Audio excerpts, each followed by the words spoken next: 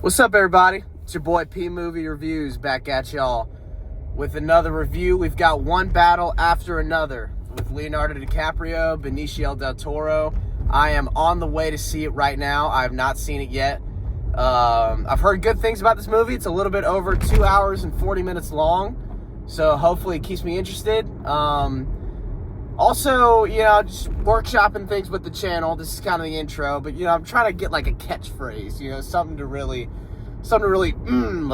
hook the viewers in. So, comment below. Also, I didn't say this the last one, but you know what? If you enjoy it, how about you like and subscribe? I mean, when does that ever hurt anybody? It's just the button. Y'all can just press it. I'm not charging anything. It's just kindness to your heart. Some I'm passionate about, so hit me with that like and subscribe button. And without further ado, let's go see this movie. Is that one? Let's go see this movie. Comment below. First off, I want to talk about some intangibles. I thought the performances of this movie were actually really good. I was very pleasantly surprised. My favorite character / performance, but pretty much character, was the daughter. I don't know her name. Her name is Willow in the movie. She was really good, and I've heard she's only been in a couple projects before this, so shout out to her. She did a great job. She was capable. I mean, she showed a lot of fight, especially at the end, but she was also very vulnerable. I felt like she was pretty emotional, which was fair, and I mean, she was captivated. She was great. So shout out to her.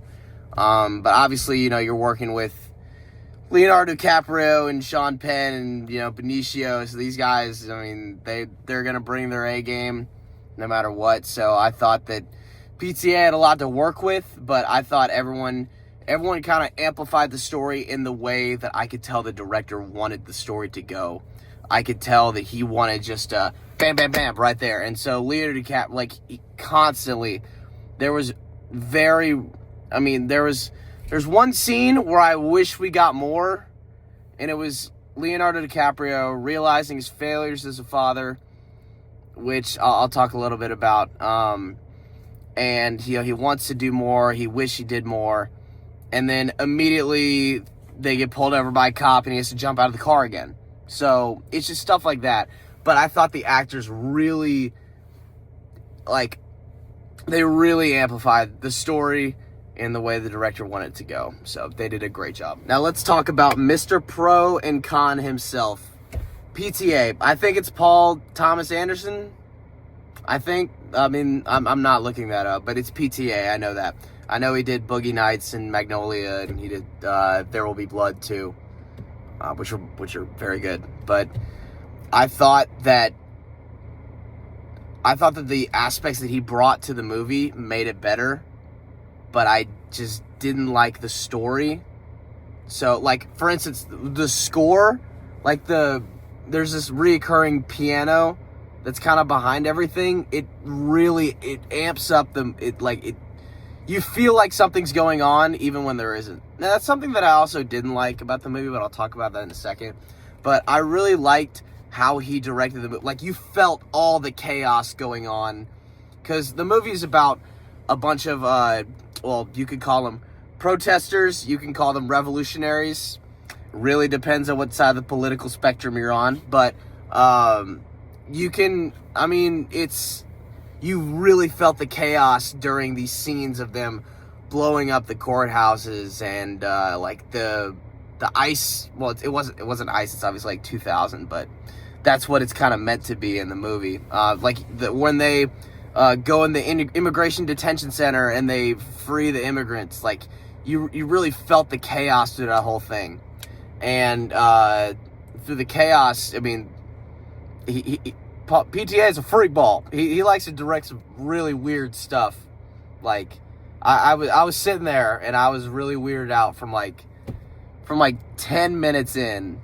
I mean, it's you'll just have I'd probably get banned if I talk about it, but I mean, but also at the same time, I felt like he was trying to just make it the story was just building like this. Like, there was no Like even when there was kind of like should have been some downtime, it just kept going, and there was the music was playing loud and all this stuff, and you felt like something was going on, but you're like, wait, he's just asking for a password? Like, the scenes dragged on for a very long time. And I felt like so much stuff could have been cut. I felt like Leonardo DiCaprio didn't have to yell for... He was just yelling and yelling and yelling. I mean, that was a part of his thing, because his brain was fried from what the movie was trying to tell us, and, you know, he turned into this bumbling idiot, but he was just like that all the time, and it took away a little bit from me, because there was no real character development. There was a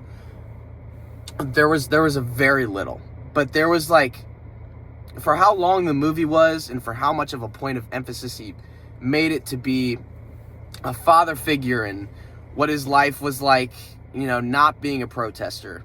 I wish we got to see more of that instead of him just yelling, "Listen here, you little prick, give me the password." Like, you know, that's funny, but I wanted more. You know, I wanted more of that.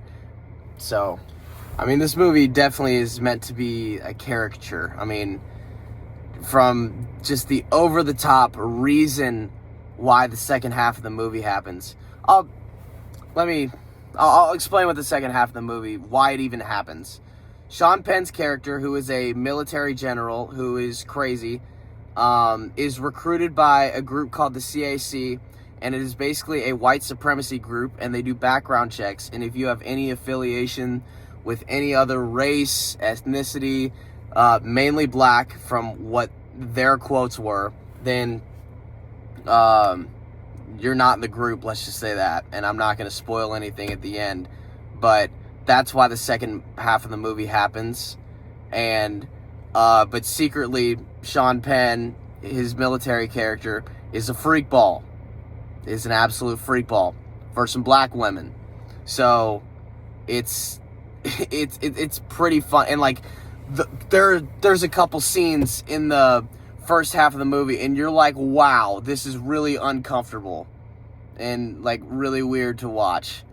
But it's so stuff like that. It's an absolute craziness, and his interaction with the daughter in the movie, who happens to be black again, is just it's just crazy. So. But in the second half of the movie, I think that's where I really had my problems, because I felt like there was so much unresolved conflict. Like in the beginning of the story, Leo and Tiana, that's the girl who but they have this kid, and they have to separate. I'm not going to really say why, but Leo is really focused on being a father, and shows him being a really good father and stuff. And then this 15-year time gap hits, and he's just this drugged out alcoholic buffoon who, is border. It's not abusive, but he's really weird in the methods that he has at the beginning and stuff. And you're just wondering where all the time went and stuff. And he makes up for it in the last 5 minutes or something, but they don't really have any time together.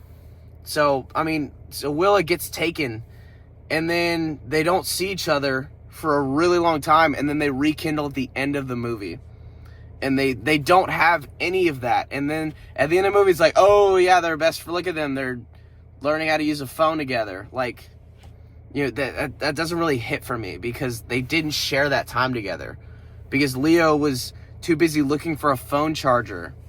Literally, he looks for a phone charger for 10 minutes. And then he calls someone for 10 more. So it's just... So I think a lot of it could have been done differently and shortened up.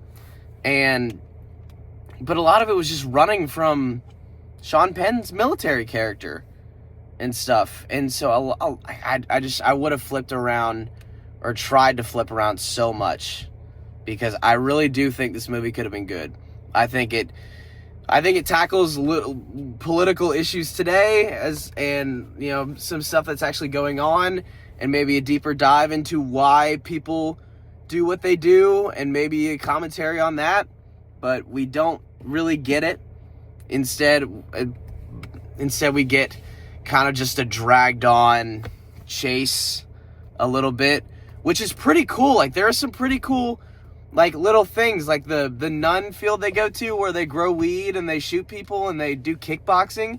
That's kind of cool, to see where some of these people grew up, some of these people like train, quote unquote. Like, there's little aspects to this story that are really cool. Like the hideouts they have and stuff, and the plans and the clear chemistry they have is really cool to see with one another. So I think this story could have been something, but that's not what we got.